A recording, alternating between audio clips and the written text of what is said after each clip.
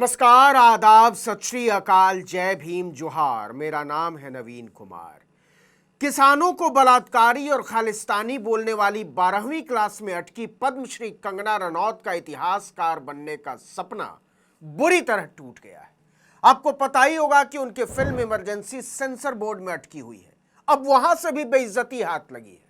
Board ने कह दिया कि पढ़ लिख कर फिल्म बनाया करो मैडम, जो डायलॉगबाजी की है फिल्म में उसके सबूत दिखाओ कि ब्रिटिश प्रधानमंत्री ने कब भारतीयों के बारे में ऐसी घटिया बातें की थी। एक लाइन में खबर यह है कि कंगना रनौत को इमरजेंसी के 3 सीन डिलीट करने होंगे, 10 सीन बदलने होंगे और तब जाकर फिल्म रिलीज हो सकती है। अब कंगना की समझ में नहीं आ रहा है कि इस पर थैंक यू बोलना है या सॉरी बोलना है, क्योंकि उन्होंने बाकायदा बयान दिया था कि मैं बिना किसी काट छाट के ही फिल्म रिलीज करवा कर दिखाऊंगी। लेकिन सेंसर बोर्ड ने बोल दिया कि सवाल ही नहीं है। मतलब किसानों को, महिलाओं को, राहुल गांधी को, विपक्ष को, कांग्रेस पार्टी को इतना गाली देकर भी भाजपा वालों ने कंगना रनौत का लगता कोई भला नहीं किया। कहा तो मोदी जी ने खाली सास बहू करने वाली स्मृति ईरानी को सीधे कैबिनेट मंत्री बना दिया था, और कहा 4-4 नेशनल अवार्ड और 5-5 फिल्म फेयर अवार्ड लेने वाली कंगना रनौत को सेंसर बोर्ड से फिल्म पास कराने के लिए भी दर-दर की ठोकरें खानी पड़ रही है।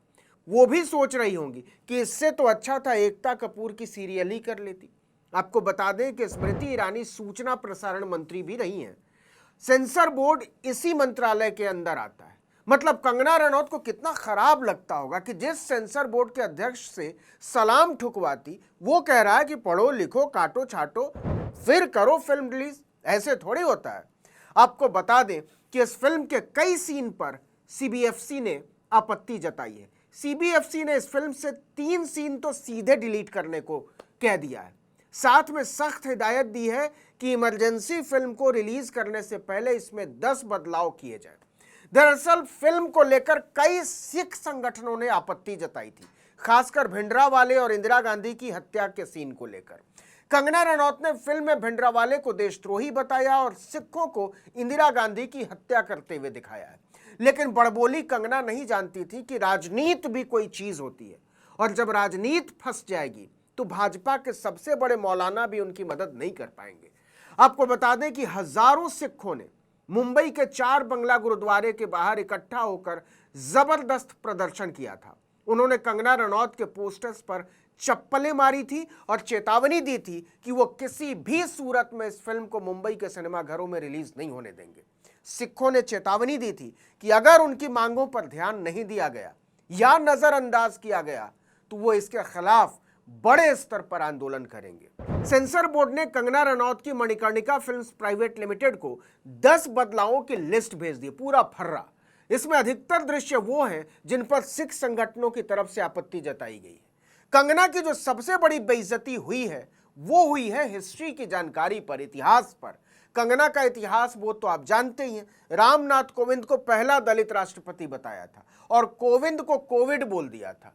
तो पहले इंटरव्यू में बेइज्जती हुई और अब वो तो होती रहती है। अब फिल्म को लेकर तो घनघोर वाली हो गई है। इमरजेंसी फिल्म में दिखाए गए विवादित बयानों पर सेंसर बोर्ड ने फैक्ट्स दिखाने को कह दिया है, तथ्य।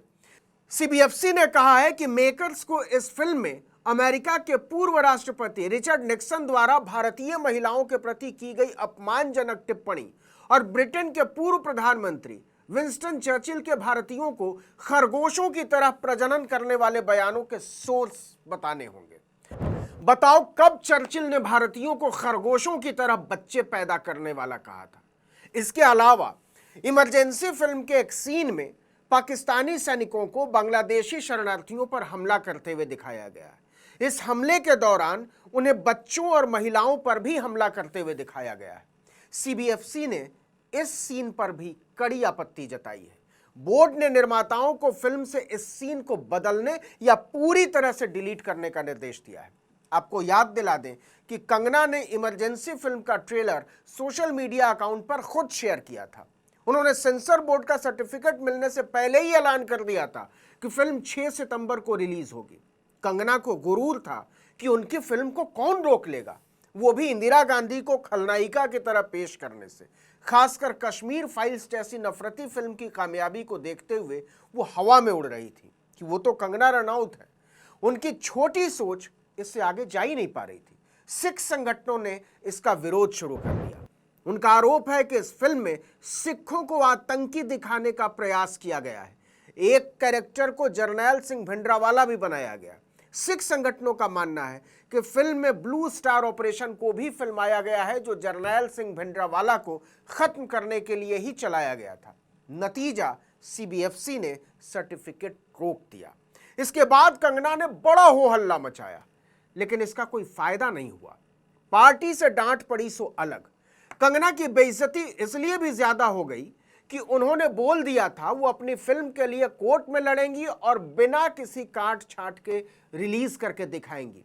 वो किसी भी सूरत में तथ्यों में बदलाव नहीं करेंगी। उन्होंने कहा था, झाड़ के पीछे लड़का लड़की रोमांस करते हैं, वही दकियानूसी फिल्में बनाते रहें। आज हम इससे डर जाएं, कल किसी और से डरेंगे, फिर लोग हमें डराना शुरू कर देंगे। हम हर चीज से डरते रहते हैं, हम कब तक डरेंगे?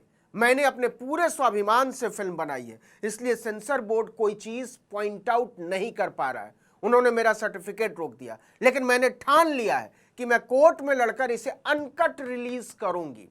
लेकिन अब तो सेंसर बोर्ड ने पूरी फाइल बनाकर भेज दी है कि इतने संवेदनशील मुद्दे पर हम आपको इतिहास से तो खेलने नहीं देंगे। किताब पढ़िए और हमें संतुष्ट कीजिए कि आपने कायदे की किताब पढ़ी है, ठीक से रिसर्च कीजिए। हाईकोर्ट ने 4 सितंबर को सेंसर बोर्ड को 18 सितंबर तक फिल्म को लेकर ऑब्जेक्शन क्लियर करने और सर्टिफिकेट देने के निर्देश दिए थे। सेंसर बोर्ड ने 10 दिन पहले ही अपना काम निपटा दिया। सुनवाई की अगली तारीख 18 सितंबर है। देखना होगा कि उस दिन कंगना की कंपनी क्या बोलती है और सेंसर बोर्ड क्या बोलता है। आपको बता दें कि फिल्म में कंगना ने खुद इंदिरा गांधी का किरदार निभाया है। वहीं अनुपम खेर, महिमा चौधरी और श्रेयस तलपड़े जैसे कलाकारों ने भी भूमिकाएं की हैं। कंगना लगातार विवादों में है। दैनिक भास्कर को दिए गए एक इंटरव्यू में उन्होंने बोल दिया था कि पंजाब में किसान आंदोलन के नाम पर उपद्रवी हिंसा फैला रहे थे, वहां बलात्कार और हत्याएं हो रही थी। किसान बिल को वापस ले लिया गया, वरना इन उपद्रवियों की बहुत लंबी प्लानिंग थी, वो देश में कुछ भी कर सकते थे। इस पर बीजेपी ने उन्हें सार्वजनिक तौर पर बेइज्जत करते हुए बयान जारी किया था कि उन्हें इस पर बोलने का कोई अधिकार नहीं। और अब सेंसर बोर्ड से बेइज्जती कि इतिहास ठीक से पढ़ा लिखा कीजिए, रिसर्च ठीक से किया कीजिए फिल्म बनाने से पहले। हवा में ऐसी फिल्में नहीं बनाते हैं। इस वीडियो में इतना ही, लेकिन अगर आपने आर्टिकल 19 इंडिया को अब तक सब्सक्राइब नहीं किया तो फौरन कर लीजिए, बेल आइकॉन दबाइए, घंटी जैसी आकृति लाइक कीजिए और कमेंट करके बताइए हमारा वीडियो आपको कैसा लगा। हमारा ट्विटर हैंडल है article19_India और मेरा ट्विटर हैंडल है नवीन जर्नलिस्ट। नमस्कार।